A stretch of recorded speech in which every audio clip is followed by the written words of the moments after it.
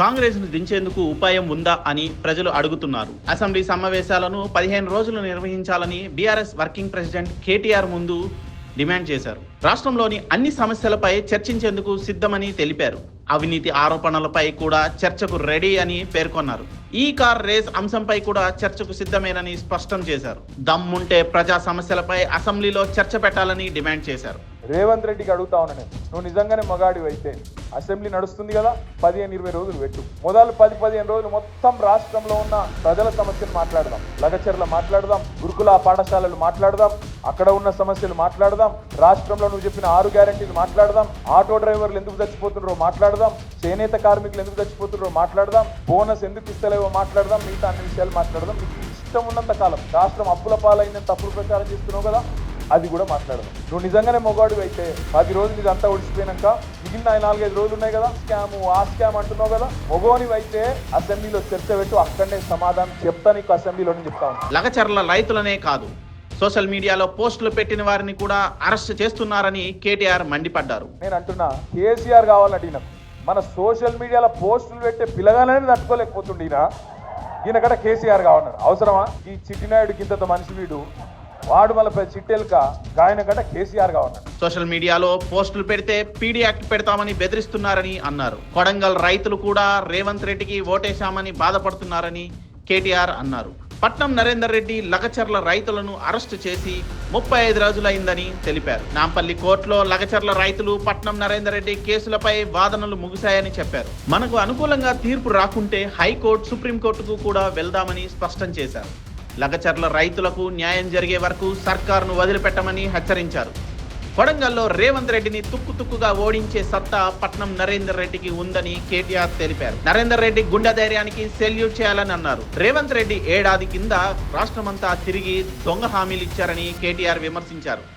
రేవంత్ రెడ్డి ఇచ్చిన హామీలపై చర్చకు ఎక్కడికైనా సిద్ధమని స్పష్టం చేశారు. నేను ఒక్కటే అన్నా, దమ్ముందా పోదామా, నీ సొంత ఊరు కొండారెడ్డిపల్లె పోదామా, నీ కాన్స్టిట్యున్సీ కొడంగల్ పోదామా, ఏడికి పోదామో రా, ఒక్క ఊర్లోనన్నా 100% రైతులు కనుకొచ్చి రుణమాఫీ అయిందని చెప్తే నేను రాజకీయ సన్యాసం చేసి ఆడికెళ్ళటే వెళ్ళిపోతాం, మళ్ళా రాజకీయాల్లో కూడా ఉండాలని చెప్పిన.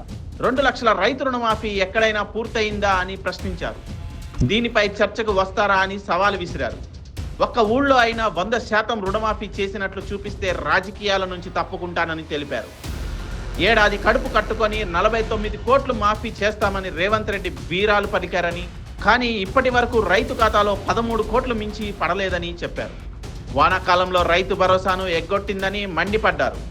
బీఆర్ఎస్ ఇచ్చిన 10,000 రైతు బంధు కూడా ఇవ్వడం లేదని అన్నారు. రుణమాఫీ కాలే. ఎంత మోసం అంటే 49,500 కోట్లు మొత్తం కావాలి రుణమాఫీ. నాలెక్క కాదు. రేవంత్ రెడ్డి ప్రభుత్వంలోకి రాగానే మొట్టమొదటి వారం 10 రోజుల్లోనే state level bankers committee meeting పెట్టింది. బ్యాంకులతో మీటింగ్ పెట్టింది. ఎంత కావాలి పైసలు రుణం మాఫీ చేస్తాం, 2 లక్షల రుణం. వాళ్ళు చెప్పిండ్రు 49,500 కోట్లు సార్ అని చెప్పారు. ఏమైందో ఏమో తెలియదు. 10-15 రోజులకు రేవంత్ రెడ్డి ఎక్కడో మాట్లాడుకుంటే చెప్తున్నాడు, ఒక్క సంవత్సరం మేము కడుపు కట్టుకుంటే చాలు 42,000 కోట్లు మాఫీ చేస్తాను. 7,000 కోట్లు అప్పటికే ఎగిరిపోయింది. 10 రోజులకే మార్చిన ఆయన 7,000 కోట్లు ఎగిరిపోయింది. ఒక 15-20 రోజుల తర్వాత క్యాబినెట్ లో పెట్టి రుణమాఫీ 42,000 కోట్లు ఆయన సడన్ గా 31,000 కోట్లు 11,000 కోట్లు అక్కడ పోయింది. మళ్ళా తర్వాత బడ్జెట్ లో పెట్టింది. బడ్జెట్ 26,000 కోట్లే అన్నారు. మరి 7 ఆయన 49,000 కోట్లు 26,000 కోట్లు ఎట్లయింది అంటే చెప్పేదానికి ఎవరు రెడీగా లేరు. ఆ 26,000 కోట్లలో కూడా ఈ రోజు రాజకీయం ఏంటంటే ఇప్పటి వరకు రైతుల ఖాతాల్లో పడ్డది 12-13,000 కోట్లు దాటలేదు. ఏ ఊళ్ళో కూడా 30-35% కంటే ఎక్కువ రుణమాఫీ కాలేదు. ఇది వాస్తవమా?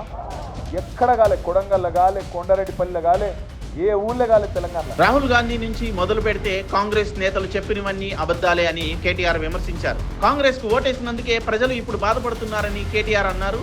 కాంగ్రెస్ ప్రభుత్వాన్ని దించేందుకు ఏదైనా ఉపాయం ఉందా అని ప్రజలంతా అడుగుతున్నారని తెలిపారు.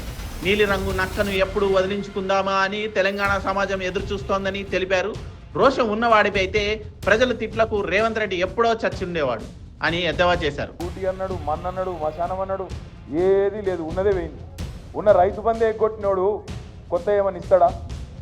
ఇలా ఊరికి అమ్మతోడు చెప్తున్నా, ఇంకొకడు అయితే ఇంకొకడు రేషం ఉన్న మనిషి అయితే ప్రజలు తిట్టే తిట్లకు ఎప్పుడో చచ్చిపోతుండే. రేవంత్ రెడ్డి కాబట్టి బతుకున్నాడు. పురాగా సిగ్గు తప్పినోడు, పురాగా ఇజ్జత్ లేనోడు కాబట్టి బతుకుతున్నాడు. కానీ ఇంకోటి ఎప్పుడన్నా ఆయన ఓ బకెట్లో నీళ్లు పోస్తున్నా, ఆయన నీళ్ళలో చచ్చిపోతుంది.